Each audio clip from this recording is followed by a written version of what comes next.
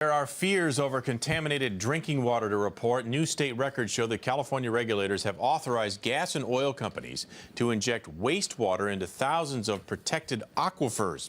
And environmental groups say there's a risk that our drinking water may have been affected and contaminated. The federal government is demanding the state figure out if that is the case. CBS 13's Nick James is live getting answers to the question, how did this happen and what's the state's plan? Nick? Well, Sam and Christina, we printed out a list of the 2,553 wells potentially contaminated, according to state records. This list spans the length of this entire hallway, and the wells span the state of California. And according to one environmental group, all of this is a representation of a complete failure of our state's regulatory system.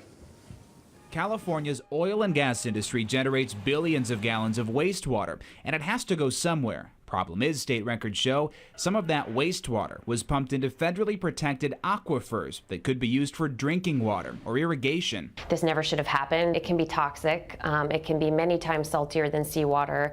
It can contain heavy metals. Brianna Mordick is with the National Resources Defense Council, an environmental group taking state regulators to task. We're in the midst of this, worst drought in over 1,000 years. I think the fact that there's, even a chance that some of these drinking water aquifers could be contaminated just shows that there's been a complete breakdown of the regulatory system. Records reveal regulators incorrectly approved more than 2,500 permits, which got us wondering, how did this even happen?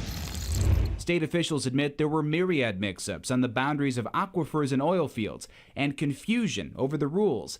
And then there's this. We do have a serious data management problem. We have no modern data management system. None. Zero. That's Stephen Bolin, the state oil and gas supervisor. He told lawmakers at a Wednesday hearing the Department of Conservation, which regulates California's gas and oil industry, is not hiding from the problems. It has a lot of problems.